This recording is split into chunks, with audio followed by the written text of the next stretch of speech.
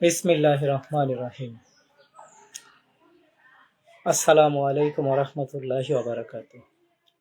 সুপ্রিয় দর্শক ও শ্রোতা, দেশ ও প্রবাসের যারা এই মুহূর্তে আমার এই ল্যাবটি দেখছেন এবং পরবর্তী সময় ল্যাবটি দেখবেন, সকলের নিকট আমার আন্তরিক সালাম ও অভিনন্দন ও মাহে রমজান শরীফের মোবারকবাদ। আপনাদের সামনে আজকে পবিত্র মাহে রমজান শরীফের প্রথম জুমার দিন আমি উপস্থিত হয়েছি পবিত্র মাহে রমজান শরীফ সম্পর্কে কয়েকটি কথা বলার জন্য। আশা করি আপনারা আমার পাশে থাকবেন। সুপ্রিয় দর্শক, সাওম যেই শব্দটি আছে, এই শব্দটি মূলত আরবি শব্দ এবং আমাদের এই উপমহাদেশে যে রমজান হিসেবে আমরা এটিকে চিনে থাকি, এই শব্দটি আসলে আরবি নয়, আরবি সাওম। এই সম্পর্কে মহান আল্লাহ পাক পবিত্র কালামুল্লাহ শরীফের সূরা বাকারার 183 নম্বর আয়াতে আল্লাহ পাক ঘোষণা করেছেন, ইয়া আইয়ুহাল্লাযীনা আমানু কুতিবা আলাইকুমুস সিয়াম কামা কুতিবা আলাল্লাযীনা মিন কাবলিকুম লাআল্লাকুম তাত্তাকুন।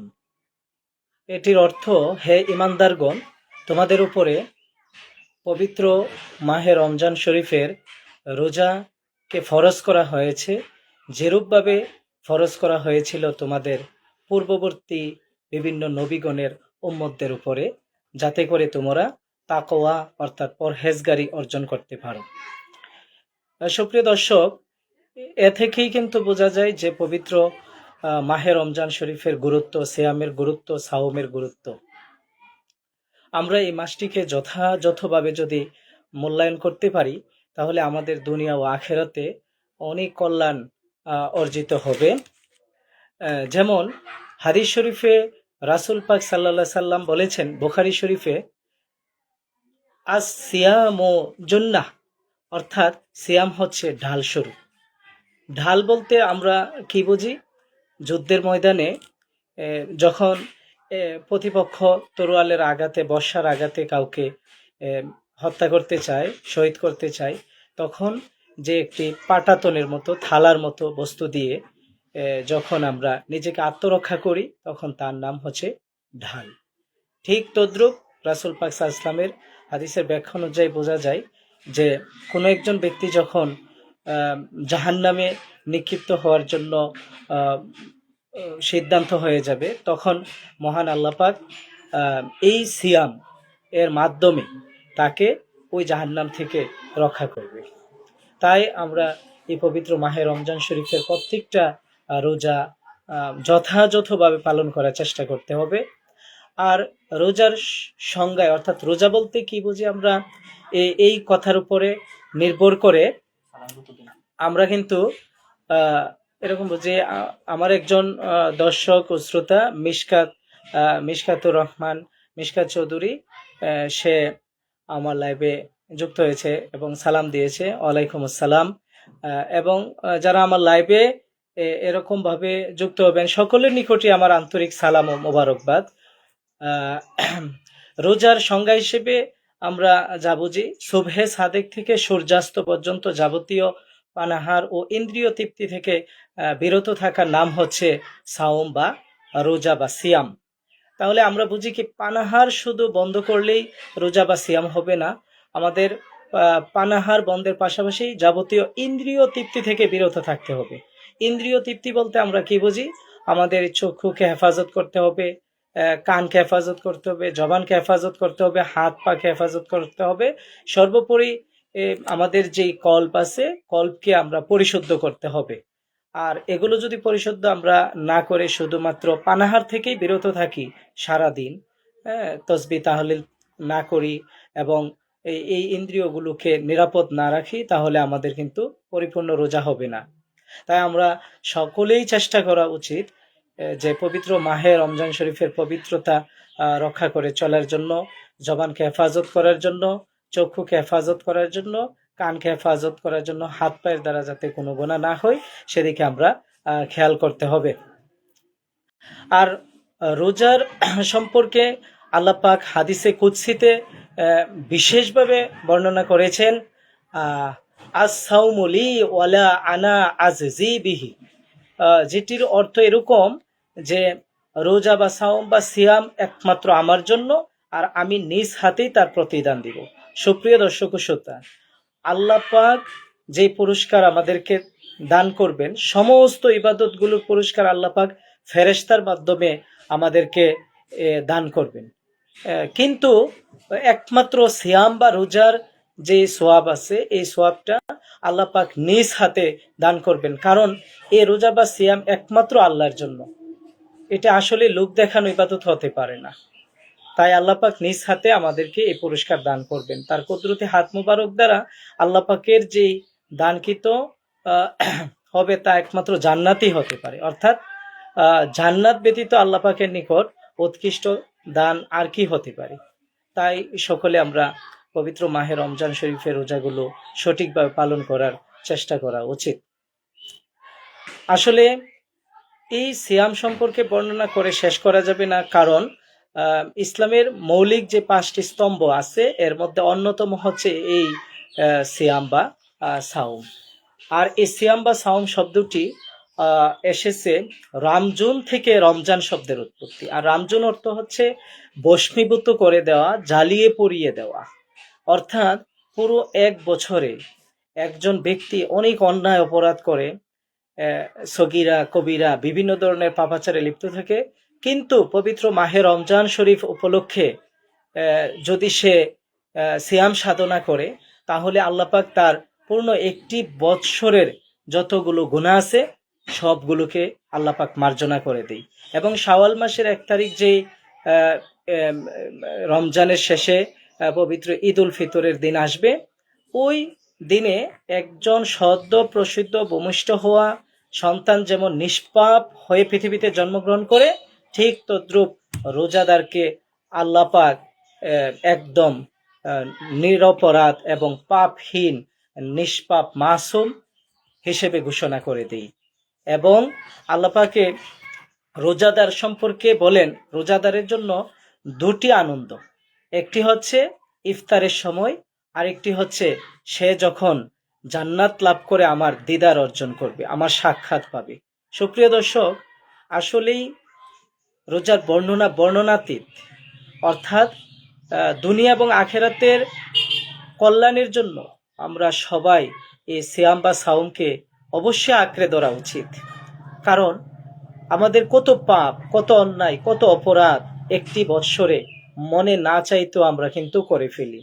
তাই এই পবিত্র মাহে রমজান শরীফে যদি আমরা একটু ভালোভাবে সিয়াম সাধনা করি, তাহলে আমাদের জীবন কিন্তু উন্নত হবে, দুনিয়া আখেরাতে সফলতা অর্জন করতে পারবো।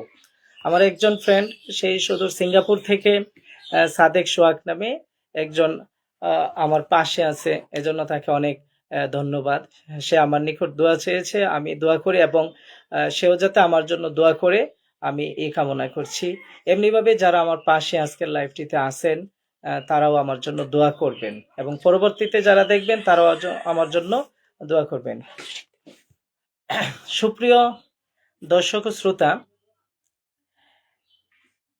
মহানবী সাল্লাল্লাহু আলাইহি সাল্লাম বুখারী শরীফের একটি হাদিসে বর্ণনা করেছেন, যে ব্যক্তি আল্লাহর প্রতি বিশ্বাস ও সওয়াবের আশায় রমজান মাসে রোজা রাখে, আল্লাহ তাআলা তার পূর্বের সমস্ত পাপ ক্ষমা করে দেন। সুবহানাল্লাহ, সুবহানাল্লাহ। বুখারী শরীফ এমন একটি গ্রন্থ, সিহাসিত্তার প্রসিদ্ধ 6টি গ্রন্থের মধ্যে অন্যতম হচ্ছে বুখারী শরীফ। এই বুখারী শরীফের প্রত্যেকটি হাদিস একেবারেই মানসম্পন্ন। এই হাদিসে মহান রাসূলুল্লাহ সাল্লাল্লাহু আলাইহি সাল্লাম ঘোষণা করেছেন কি, যে পূর্বের 1 বছরের সমস্ত গুনাহ আল্লাহ পাক ক্ষমা করে দিবেন এই সিয়াম সাধনার মাধ্যমে। তাই আমরা যথাযথভাবে সিয়াম সাধনা পালন করার জন্য চেষ্টা করা উচিত।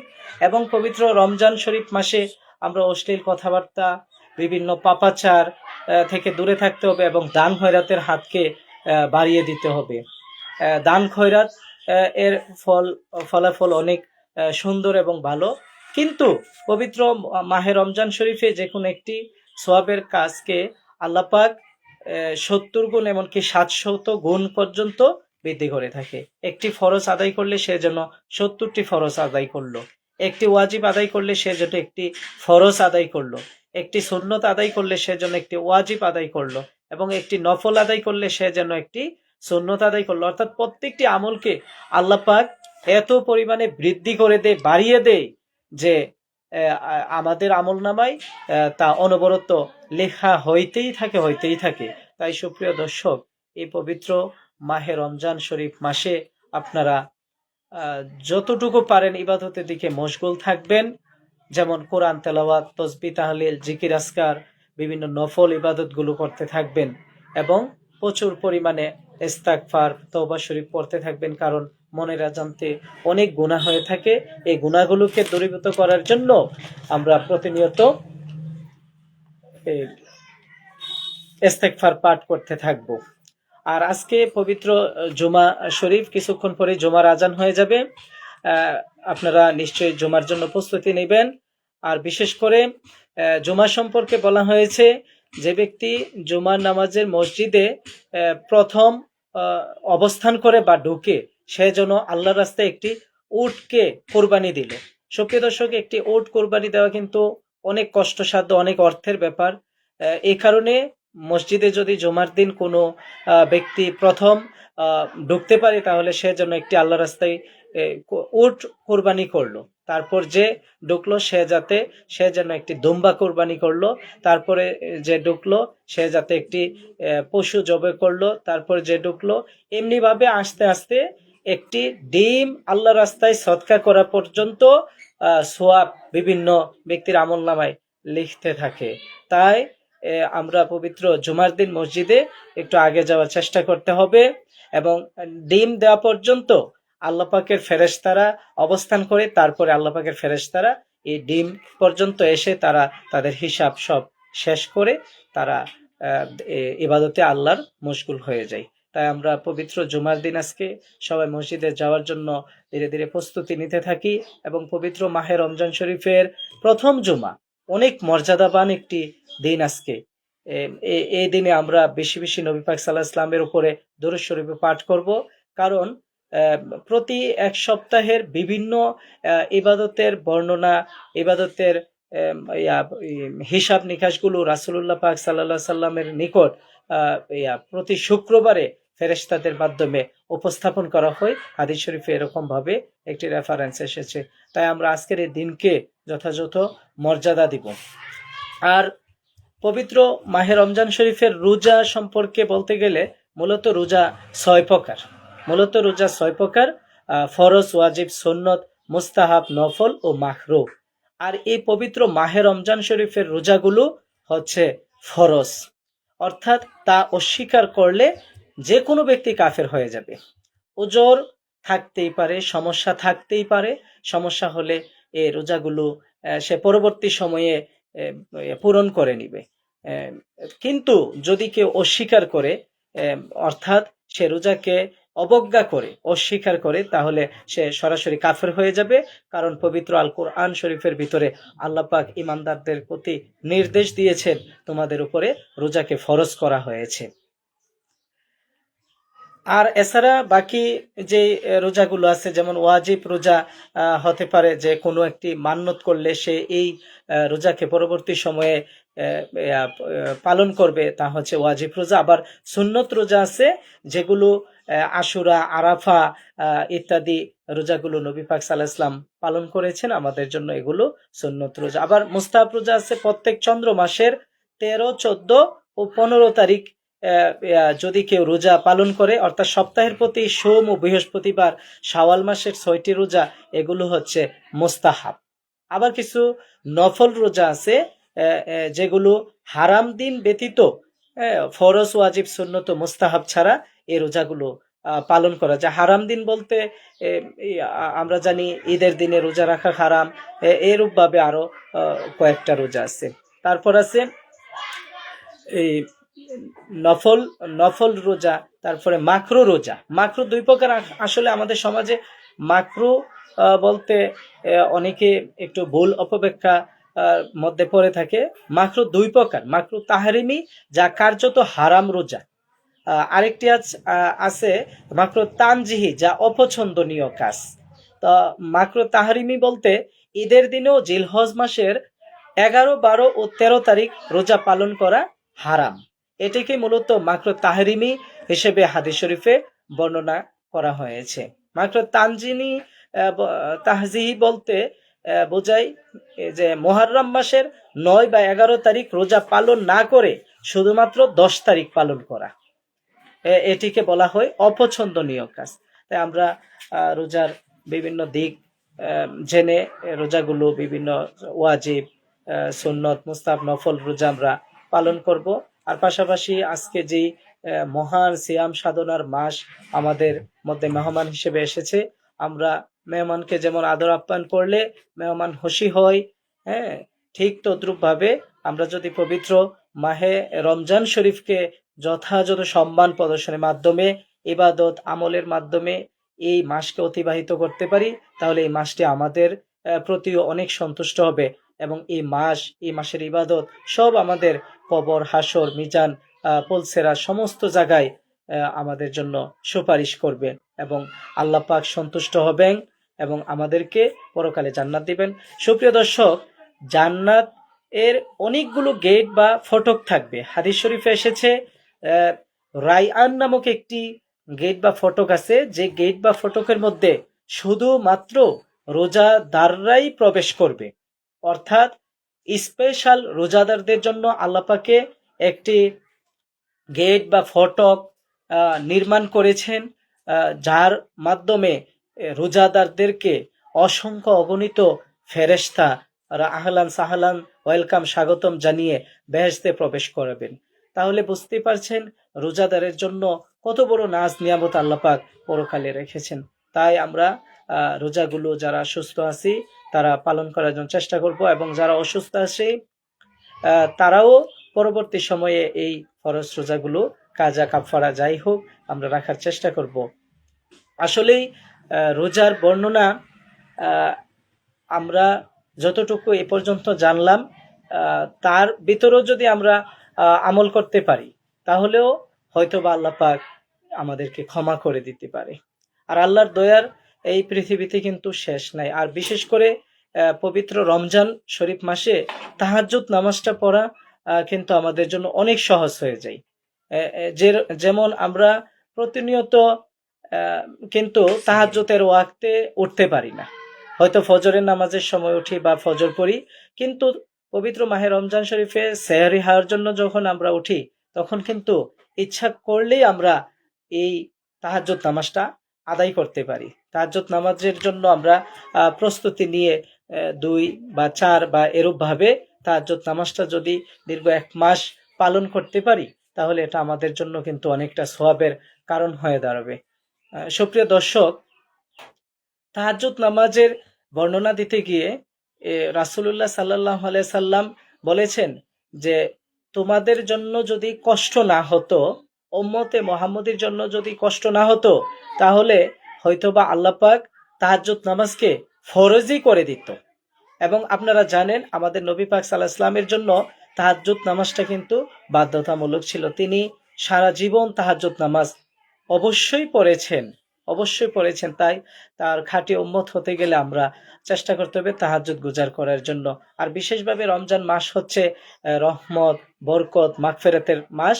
এই মাসে আমরা ইবাদতের মাধ্যমে এমনভাবে নিজের জীবন পরিচালনা করতে পারি, যেমনভাবে বসন্তকালে বৃষ্টির ছোঁয়ায় গাছপালা পরিশোধিত হয়ে নতুন পাতা গজিয়ে যেমন গাছপালা প্রকৃতি অপরূপ দৃশ্য অর্জিত হয়ে যায়, চারদিকে সবুজে সমারোহে ভরপুর হয়ে যায়, ঠিক তদ্রূপ ভাবে পবিত্র মাহে রমজান শরীফ মাসে প্রত্যেকটা ইবাদত এবং আমল আমরা এমন ভাবে নিজের জীবনে ফিরিয়ে আনবো যাতে অন্যান্য মাস থেকে মনে হয় এই মাসটি আমাদের জন্য সত্যি সত্যি আশীর্বাদ স্বরূপ এসেছে এবং আমরা তা পালন করে দেখিয়ে দিব।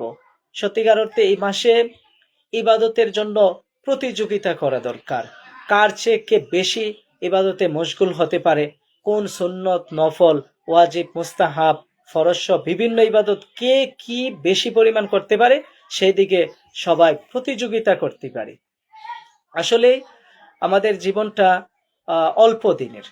আখেরাতের জীবন সম্পর্কে রাসূলুল্লাহ পাক সাল্লাল্লাহু আলাইহি সাল্লাম ঘোষণা করেছেন যে এই পৃথিবীটা কোনো না কোনো দিন শেষ হয়ে যাবে, কিন্তু আখেরাতের জিন্দেগি কোনোদিন শেষ হবে না।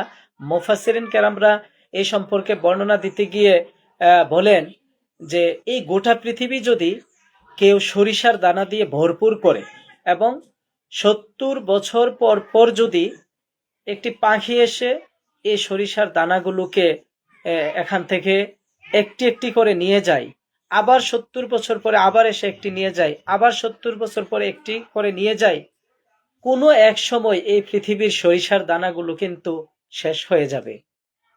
কিন্তু আখেরাতের যে জিন্দিগি, যে ঘাটি শুরু হবে শেষ হবে না, অর্থাৎ বালাদুল বালাদ আবাদুন আবাদ, চলতেই থাকবে চলতেই থাকবে। তাই ওই চিরস্থায়ী জগতের পুঁজির জন্য এই পবিত্র মাহে রমজান শরীফে আমাদেরকে অবশ্যই অবশ্যই কিন্তু পালন করতে হবে, ইবাদত বন্দিগির মাধ্যমে আমাদেরকে চালাতে হবে। সুপ্রিয় দর্শক, আখেরাতের প্রথম ঘাঁটি হচ্ছে কবর। এই কবরের মধ্যে আমাদেরকে যখন রাখা হবে তখন আমাদের নিকট একটি দুইজন মহাসম্মানিত ফেরেশতা কারামান কাতিবিন উপস্থিত হবেন এবং তারা আমাদেরকে তিনটি প্রশ্ন করবেন। মান রাব্বুকা, তোমার রবকে, ওমান দীনুকা, তোমার দিন ধর্ম কি ছিল, ওমান নাবিয়ুকা হাজা রাজুল বইস্তুফিকুম, যে এই ব্যক্তিকে, তার সম্পর্কে তোমার কি ধারণা, তোমার নবী কে ছিল, রাসূল কে ছিল। এই যে তৃতীয় নাম্বার প্রশ্ন করবে, এই প্রশ্নগুলোর উত্তর যদি আমরা না পারি তাহলে আমাদের কিন্তু অবর্ণনীয় দুঃখ কষ্টের সময় শুরু হয়ে যাবে কবর থেকেই। তাই কবরের মধ্যে এই যে কোরআন তেলাওয়াত, রোজা বা সাওম এর সোয়াব, তারা কিন্তু আমাদের সঙ্গী সাথী হয়ে উপস্থিত থাকবে। অর্থাৎ আমাদেরকে এই প্রশ্নগুলোর উত্তর সহি শুদ্ধভাবে দেওয়ার জন্য এই কোরআন তেলাওয়াত, এই রোজা আমাদেরকে অনেক সাহায্য সহযোগিতা করবে। তাই আমরা এই পবিত্র মাহে রমজান শরীফে অন্তত পক্ষে যারা কোরআন তেলাওয়াত পারি, কোরআন শরীফ পারি, এক খতম কোরআন দেওয়ার চেষ্টা অবশ্যই ইনশাল্লাহ আমরা করার চেষ্টা করব, যাতে করে এই কোরআন শরীফের প্রত্যেকটি বর্ণ একটি যদি আমরা উচ্চারণ করি তাহলে 10টি নেকি অর্জন হয়। কিন্তু পবিত্র মাহে রমজান শরীফে কিন্তু একটি বর্ণ উচ্চারণ করলে আমাদের জন্য তা প্রায় 700 গুণের অধিক সমপরিমাণ সওয়াব আমলনামায় লেখা হবে।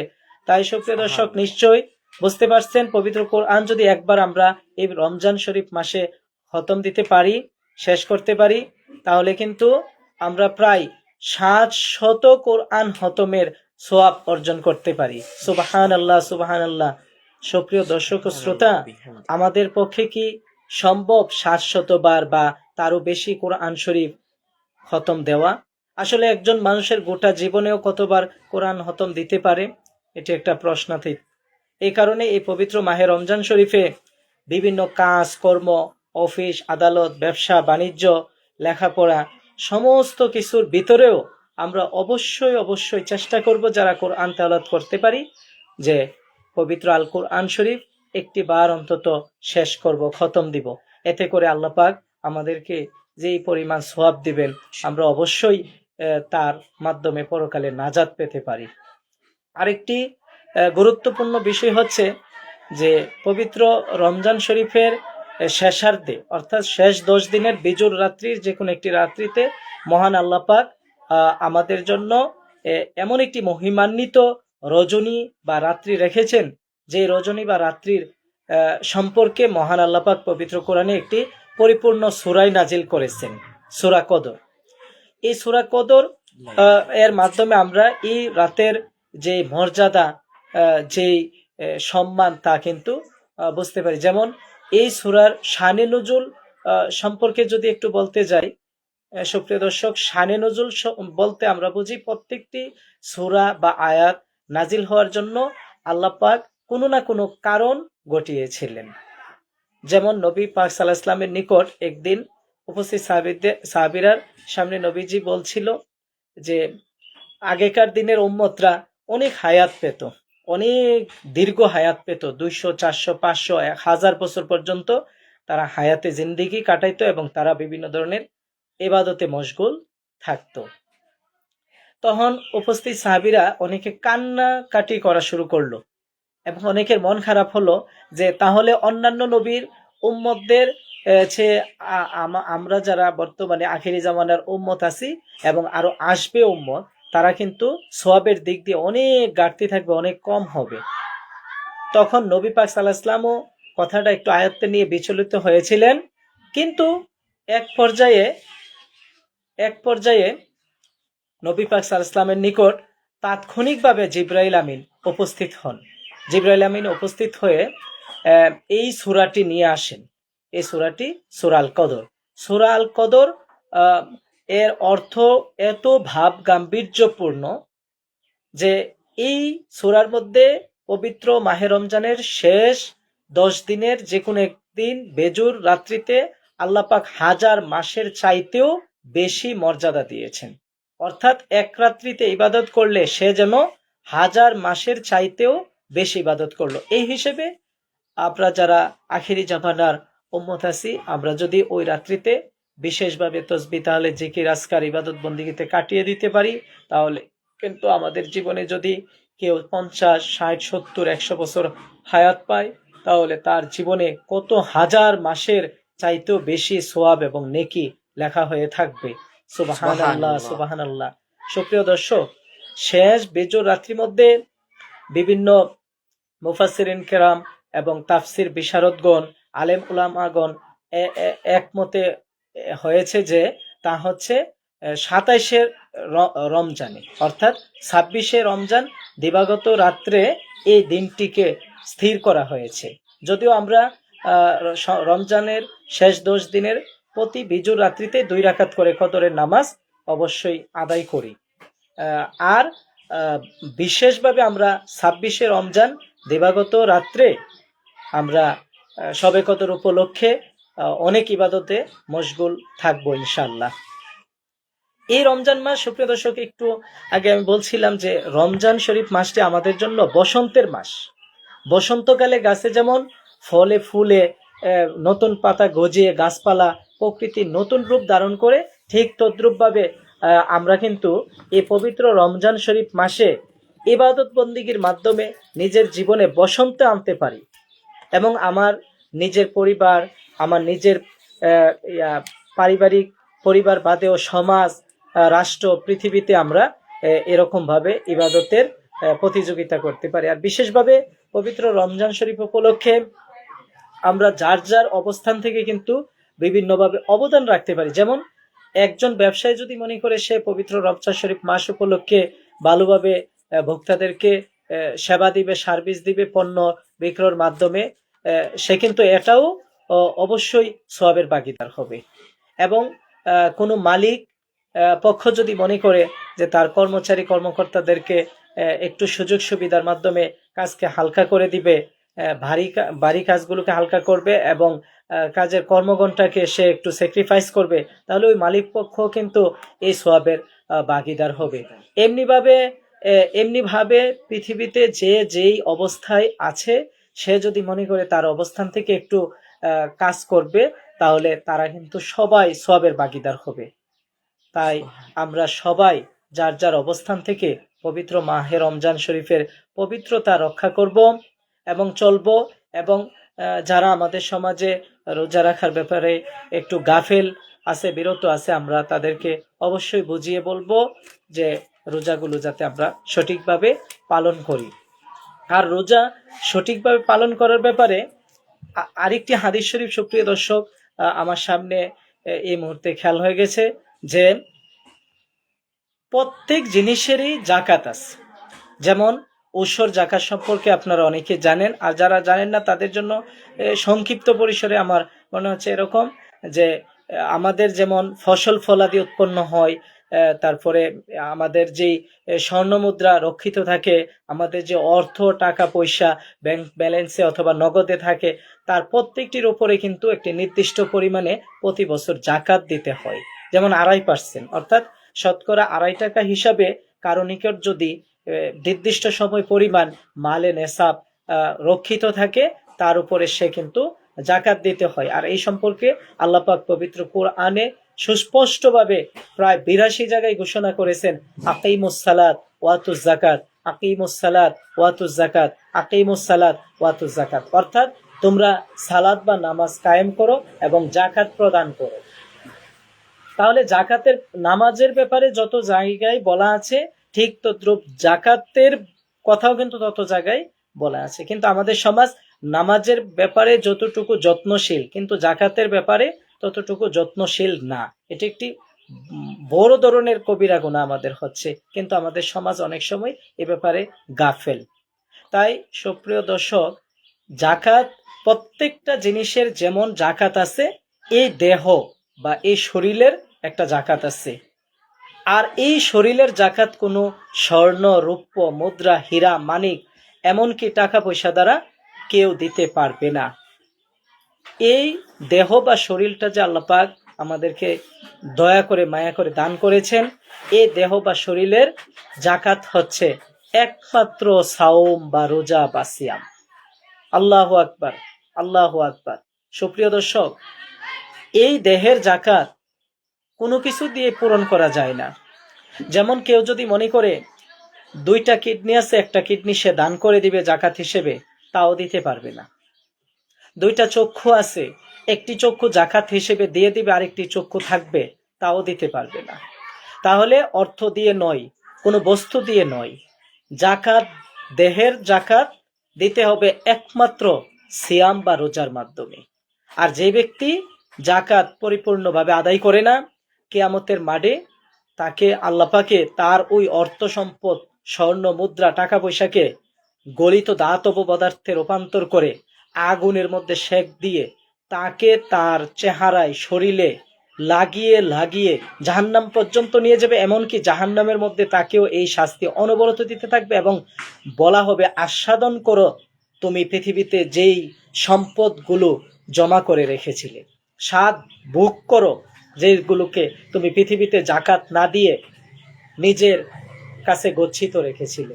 সুপ্রিয় দর্শক, এই দেহের জাকাত যদি আমরা সুন্দরভাবে রোজা বা সিয়ামের মাধ্যমে আদায় না করি, তাহলে আমাদেরকে পরকালে অবশ্যই আল্লাহর কাঠগড়ায় দাঁড়াতে হবে এবং বলা হবে যে তোমার এত সুন্দর একটা বডি, স্বাস্থ্য দেহ আমি দিয়েছিলাম, 2টি চক্ষু, 2টি কান, মুখ, হাত পা, নাক, চক্ষু, মাথা, ব্রেন, মস্তিষ্ক, সমস্ত অঙ্গ প্রত্যঙ্গগুলো দিয়েছিলাম, তোমরা আমার এই দেহের জাকাত কেন আদায় করলে না? এই প্রশ্নের সম্মুখীন হওয়ার আগে দুনিয়াতে আমরা সবাই ইসলাম হয়ে যাই এবং আল্লাহ রাস্তায় ফিরে আসি। পুরো 1 বছরে যত অন্যায় অপরাধ করেছি তা সবগুলোকে ধুয়ে মুছে পরিষ্কার করার জন্য আমরা প্রতিযোগিতা করি। ইবাদতের মাধ্যমে কে কত বেশি ইবাদত করতে পারি আমরা আপ্রাণ চেষ্টা করি। রোজা সম্পর্কে হাদিস শরীফে আরেকটি রেফারেন্স এসেছে এরকম, একদিন জিবরাইল আমিন নবীজির কাছে মসজিদে নববীতে উপস্থিত হয়েছিলেন এবং বলেছিলেন, ইয়া রাসূলুল্লাহ, আমি 3টি বদদুয়া করব, আপনি সাথে সাথে আমিন বলবেন। আমি জিবরাইলের বদদুয়া আর আপনার আমিনের কারণে এই 3টি আল্লাহ পাক গ্রহণ করে নিবে। তখন ভাই জিবরাইল আমিন নবী পাক সাল্লাল্লাহু আলাইহি ওয়াসাল্লামকে বলেছিল যে যে ব্যক্তি আপনার নাম শুনলো এবং আপনার উপরে দরুদ শরীফ পাঠ করলো না, সে ধ্বংস হয়ে যাক। নবীজি বলেছিলেন আমিন।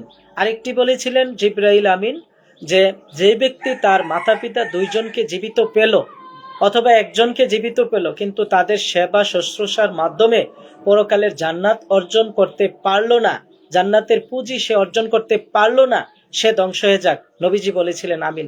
আরেকটি বলেছিল, যে ব্যক্তি পবিত্র মাহে রমজান শরীফ পেল কিন্তু তার বিগত সময়ের গুনাহগুলোকে সে ক্ষমা করাইতে পারল না, অর্থাৎ তার জীবনের যত অন্যায় অপরাধ সে করেছে সবগুলোকে আল্লাহর কাছ থেকে অনুনয় বিনুনয় করে বিভিন্ন ক্ষমা তওবা ইস্তেগফারের মাধ্যমে অথবা ইবাদতের মাধ্যমে সে ওইগুলোকে কাটিয়ে উঠতে পারলো না, সে ধ্বংস হয়ে যাক, সাথে সাথে আমাদের নবীজি বলেছিলেন আমিন। তাহলে জিবরাইল আমিনের 3টি দোয়া বদদোয়া নবীজি আমিনের মাধ্যমে সার্টিফাইড করে দিল যে তারা ধ্বংস হয়ে যাবে। এই কারণে সুপ্রিয় দর্শক, পবিত্র মাহে রমজান শরীফে আমরা এমনভাবে ইবাদত করি, আসুন আমরা সবাই আল্লাহর রাস্তায় ফিরে আসি এবং আল্লাহর নিকট বেশি বেশি করে ক্ষমা চাই এবং বেশি বেশি ইবাদত করি। ইবাদতের মাধ্যমে আমাদের পাপ মোচন হয়ে যায়। আপনি একটি অপরাধ অন্যায় করেছেন, যখন পরবর্তী সময়ে এর চেয়ে ভালো একটি কোনো নেকের কাজ করলেন, তাহলে আপনার ওই অন্যায় অপরাধটাকে আল্লাহ পাকে খুশি হয়ে ক্ষমা করে দিতে পারেন। তাই সুপ্রিয় দর্শক, পবিত্র জুমআর দিন এবং আজানও প্রায় হয়ে যাচ্ছে, তাই সবাই আশা করি জুমার নামাজের জন্য প্রস্তুতি নেবেন। আমার এই লাইভটিকে আপনারা সবাই লাইক, কমেন্ট এবং শেয়ার করবেন।